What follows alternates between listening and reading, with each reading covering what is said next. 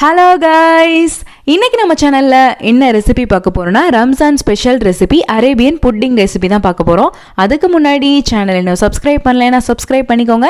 வாங்க வீடியோக்குள்ள போகலாம். ஃபர்ஸ்ட் ஒரு பவுல்ல கஸ்டர்ட் பவுடர் ஆட் பண்ணிக்கோங்க. அதுல பால் கொஞ்சமா ஆட் பண்ணிட்டு நல்லா கட்டி இல்லாம மிக்ஸ் பண்ணி எடுத்துக்கோங்க. இப்போ ஒரு பாத்திரத்துல பால் ஆட் பண்ணிக்கலாம். அதுக்கப்புறம் சர்க்கரை ஆட் பண்ணிக்கோங்க. பால் நல்லா பொங்கி வந்த பின்னாடி நம்ம ரெடி பண்ணி வச்சிருக்க கஸ்டர்ட் மில்க் ஆட் பண்ணிக்கலாம். கொஞ்சமா வெண்ணிலா எசன்ஸ் ஆட் பண்ணிட்டு நல்லா மிக்ஸ் பண்ணிட்டு ஒரு 5 நிமிஷம் நல்லா குக் பண்ணிட்டு இறக்கிருங்க. இப்போ ஃப்ரெஷ் கிரீம் எடுத்துக்கலாம். இதுல சர்க்கரை ஆட் பண்ணிட்டு நல்லா மிக்ஸ் பண்ணி வச்சுக்கோங்க. இப்போ இதுக்கு தேவையான பிரெட் எடுத்து வச்சுக்கலாம். இதுல இருக்க சைடுல இருக்க எட்ஜஸ் எல்லாம் நல்லா கட் பண்ணி எடுத்துக்கோங்க.